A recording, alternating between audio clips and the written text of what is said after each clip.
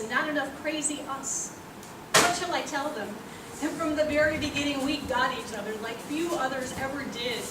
That I patted your gorgeous butt the day before you died. Lord, I thank you for the hospice. Help me make today the best. Keep me gentle, keep me kind. Your love ever on my mind. Exercise that silently grew until they strangled your appendix, sounding the alarm with an excruciating pain that you thought was cold muscle creeping out. Finally, they did a liver biopsy. I was 48, extremely healthy and completely shocked. Suddenly, the bottom fell out of my You were so angry with me that you would not even come to the phone. Had I known I'd risk losing you, I might have stayed in chains. Life was good. I felt blessed in my rhythm. You read my poems, I read yours.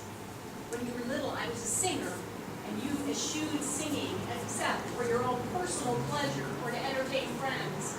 I was a banking operations officer too. You hated banking. Then through a fluke, became a banker and rose until you commanded an entire Southern California region. We stole each other's lines and breathed each other's breath. We laughed over such thefts. We irritated one another, and we worked it out even though it was painful. So many times I had to drag you to confrontation.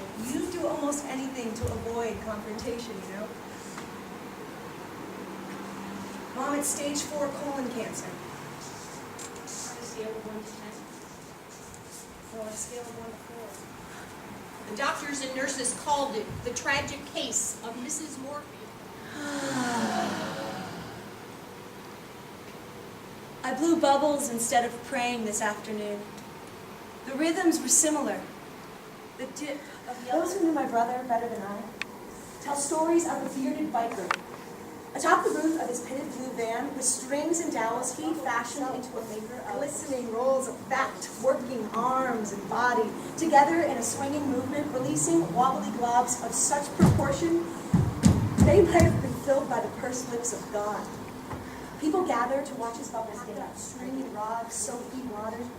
He would fade into his van without goodbyes to the crowd, without promises to return on a given day. Wonder if the regulars in his yard are down.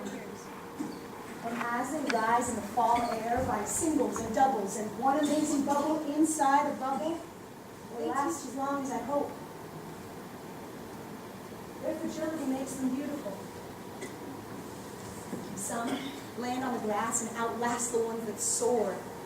Some fly back at my face, some pop before they even leave the wand, and some wander lavish on the breeze to heights that amaze me so that I watch them ascend until they are no longer visible. I put bubbles in the backyard today instead of praying through the litany of names in my journal. Instead of names and half-formed longings, I sent up soap bubbles. So sick of classical music that my ear cuff sings the book. Guess he's never seen an old woman wearing a lover on her ear. The golden man whispers and the golden man wraps his legs around the edge of my ear and holds on tightly. He knows my vibrations are gifted. Over and over again. We're dying out of time. He knows it too. The man with his Labrador and his hitching gait, he fairly shines with it. What is the secret, you ask? I will instruct you. Go into a room by yourself.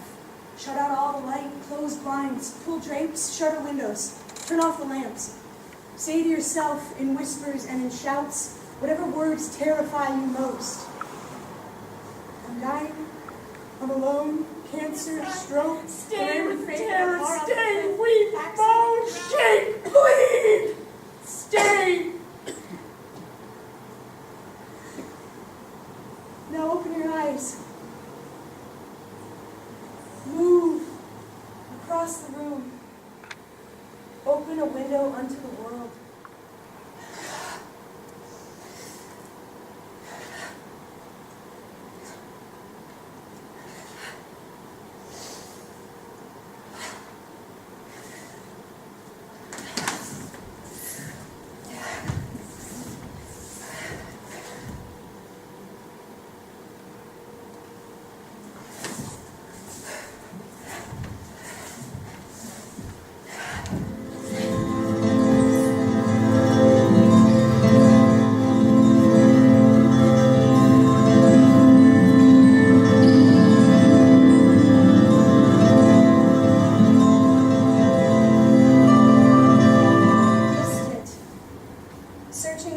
for a parking space, grumbling under my breath at the fullness of each slot and the distance to travel on shaking legs. I was blind as I slid into the farthest lane. Not so blind as I went up the ramp that I didn't notice the elderly woman resting her arms on her walker as she sat waiting. For whom, I don't know, but she returned my good morning with her own bright greeting. In the waiting room, a worried couple. She's younger than me and thinner. I realize the world truly is on its head because my heart squeezes pity and a blessing where jealousy used to reign. Now I envy old women with walkers, old men with their hats and evening naps. Blood tested, liver prodded, ankles examined for swelling. All questions answered. Except, of course, the big ones, the unanswerable queries, the mystery. I pass the couple again on my way out. We share a smile that is common only to those who have seen the sight sweeping toward their throat, who hope they've ducked in time. And then I am outside in the luminous air. I walk to my car already thinking of the grocery list and what daily tasks remain to be accomplished, and the unanswered questions. I won't tell you that their sweet breath stopped my hand as it reached in their way true, in a way that counts. But you know, don't you? You've been arrested in mid-stride by beauty. You've lost your train of thought, forgotten the punchline to the joke you were telling, and let your breath come up and out in an, startlement and wonder, of joy. And if so, because so, you know why I sat in my car amid the countless cherry blossoms in the farthest parking space. Living with cancer, it is savoring the richness of food when the tongue cannot taste. It's holding your beloved's hand with fingers gone numb.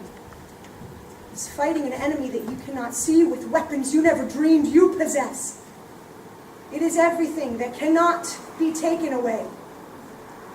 And nothing that I planted Arapaho blackberries. Just a more realistic woman, more practical, might even use the space instead for flowers or greenery, or even the small comfort of ground cover, or the parsimonious sipping of desert grasses. Plants blackberries. I am not she. Not promised to taste them, but hoping. Yes, hoping for the tiny burstings, dark. Mommy makes raspberries on your tummy. Giggling, you raise and lower your The shirt. message of my life into individual origami, sisters, parents, friends, who enfold my life with great song, a prediction of defeat, inappropriate to my interior pose of being. A warrior keeps her back legs strong, connected to the earth. She faces her hips forward. She lifts hands and face skyward as her front leg leans into the territory of the enemy, as long as her breath will take her.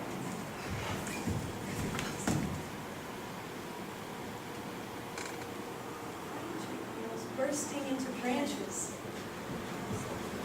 making their stubborn way into a furrowed trunk. And the wind moves like a feather thing over my waiting skin, all at once. Flow over me like honey,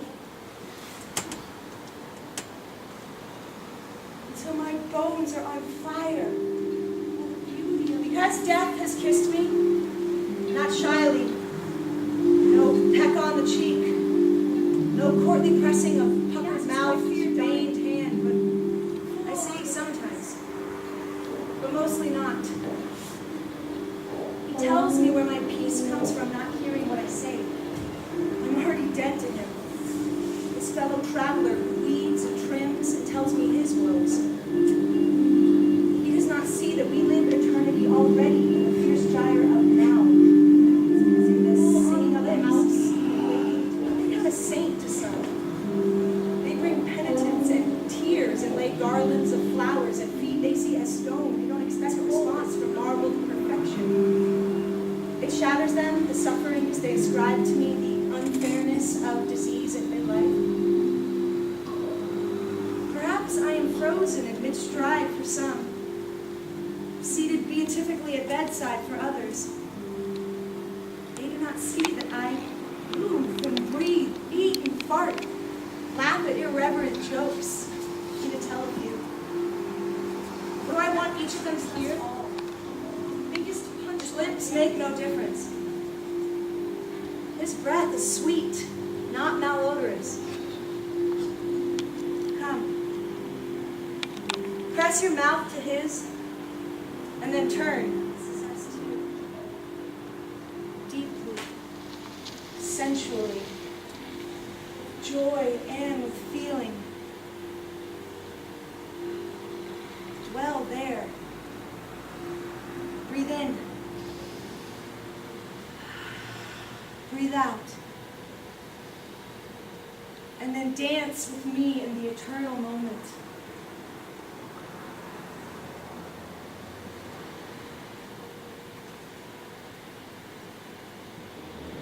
Once dance as a waking dream. I saw a creature floating above my bed. She wore colors like robes, wove music like a scarf, with such delicacy and strength that it ebbed back on the wavelengths of her harmony for miles. A friend tells me she does not fancy me in this current struggle as warrior, but as stage-side observer, interrupted but not defeated. And there is that, too. Yet,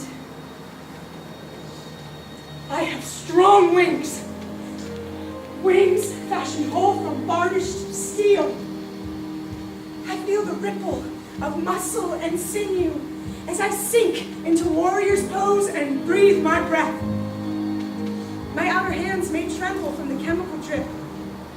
My inner grip is steady and sure upon the haft of my spear, the grip of my blade. Listen. Do you hear the clank of chainmail as I walk in the sunlight? I call for a witness.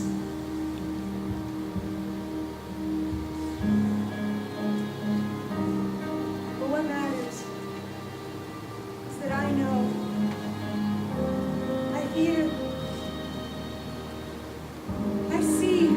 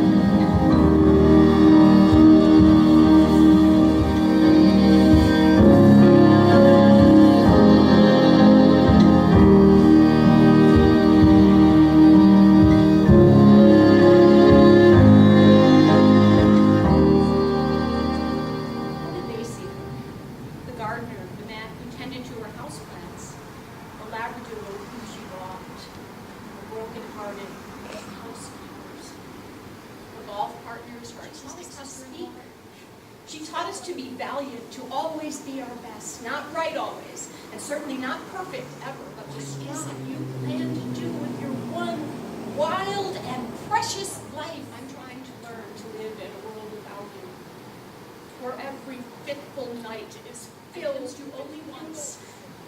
In your gaucho guise, mustache and cigar, a twirl asking, what's next? I know what she looks like here. Wait. You'll know her by her voice. Jesus binds the wounds of warriors.